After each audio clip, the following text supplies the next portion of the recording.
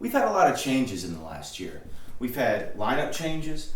We've been revamping our sound. We're trying to do something fresh, something new, something fucking fantastic. And it all started when we decided to finish and build our new recording studio. We started building this recording studio back in August of 2014. The process for the studio took about 7 months. There's nothing that we could have done over the course of those 7 to 8 months to put us at a better spot than we are right now. So, I mean, it was the most worthwhile thing probably that we've ever done as a band. For me personally, the first day was extremely overwhelming, really, because we were used to what that place was. You know, I've been in the band for 5 years, and I've been coming up there, and it's been one certain way for 5 years.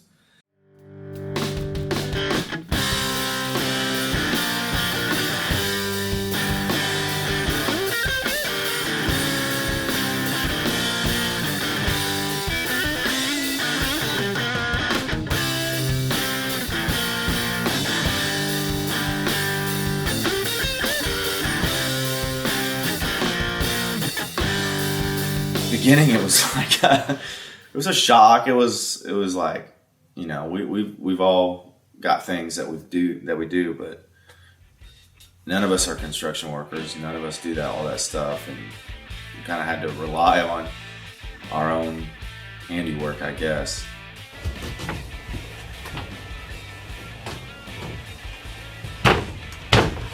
You handcuffed? I can't tell. Can't really move either. Like, was still having a difficult time fathoming what was going to happen. You know, we had 2 walls to build.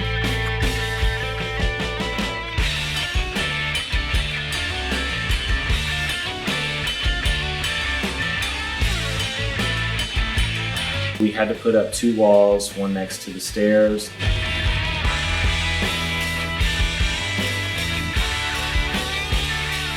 The next wall, which would be to finish out the hallway, move it into the mixing room. We had to have both of those up before we could really get started on drywall. Go 3.5 inches from that mark. That's 3 big lines and then one small one? No. 3 Right big in between. There you go. Oh man, I think it's close. Jeremiah does better with cups and teaspoons and tablespoons. Well, you know, I know he does better with cups, but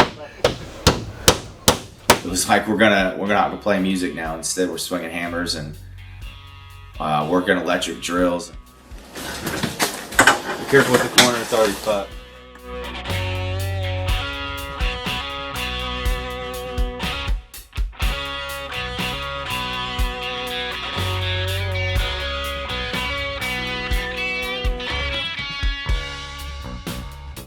The live room started with drywall because the framing was already there. It had already been set in place years before. Because the walls are kind of at an angle, we had to go in and put drywall up at an angle, flat against the surface like that. Live room was a big challenge simply because there's not a straight, square, flat wall in the building.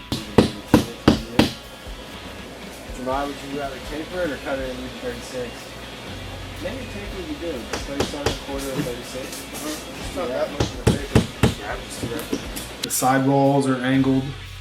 The back wall, although it's flat, still has an angled, point to the top.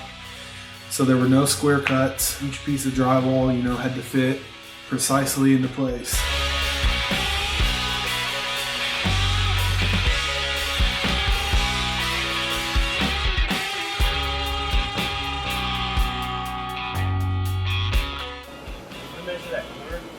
We got everything we need. So what's this side? We need to mark the whole thing 56 inches to go on. We need to measure it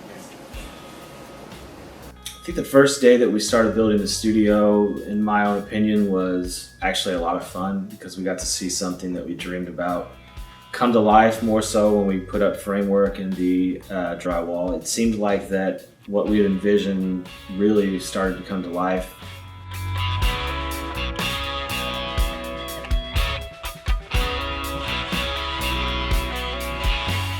Although we're some pretty crafty and talented dudes, we're not construction workers. We're not drywall guys. We're not framing experts. We've certainly never taken on a project like this before, so it was an extreme challenge.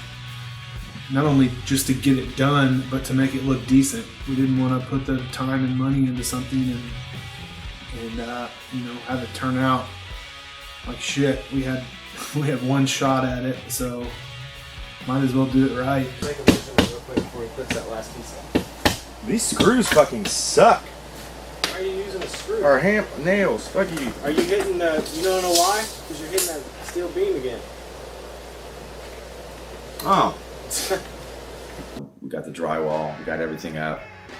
That was, pretty rewarding in itself. And then it's like, well, wait a minute, now we gotta paint everything.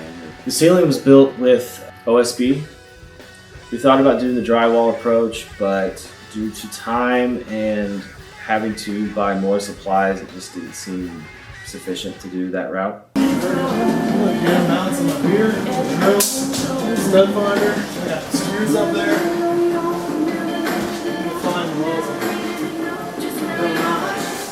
We decided to do it in OSB rather than drywall just because of the sound reflection, because of the durability and the angles that the ceilings were at, because it's pitched, at an A shape.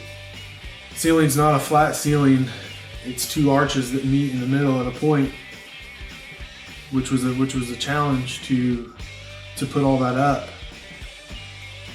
I think actually, like one day Jeremiah just hulked up and completed like 75% of it. It was a big project. It was a real pain. We were all dreading it, and if I remember correctly, we all kind of showed up and it was done. We kind of really underestimated how much the OSB was going to absorb paint. So, what we expected to be maybe a couple coats of just, a solid white paint ended up being double or triple what we expected to have to do initially. There's the 3 coats you see. That's 3 coats right there. Yeah, we're looking here. Oh, that's 3. Right here.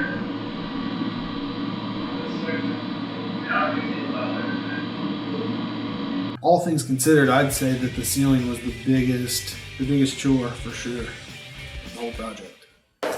That's it. Keep going. Don't stop. I'm losing my grip. Don't lose. Jimmy, hold it back. Do you want me to hold the back of it, Jane? Oh, that's good. Jane, do you want me to hold the back of it? You want me to brace it? It would be nice to get a little back support. Whoa, heads up. I mean, not next time. I'll give you some nice. Right here. I'll let you know. Kyle, you're gonna spray, dude. Splooge.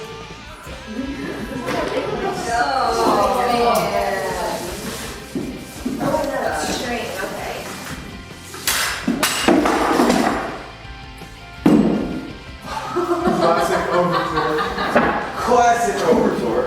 All I was doing was Shane said it and no one believed him. Yep. No one believed him. God damn it. Painting the walls was actually a lot of fun because we kind of set it up in a party format. We got our girlfriends and friends to come over and help us paint on a few nights, which really helped to knock out a lot of the painting in a rather quick time.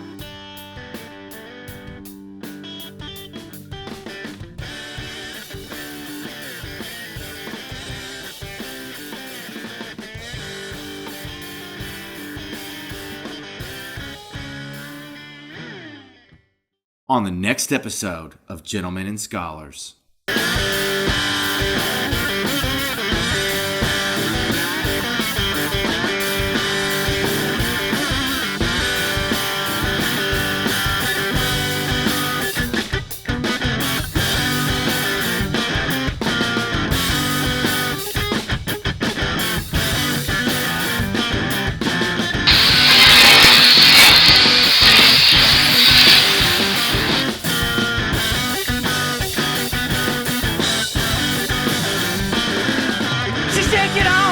she do it all by herself.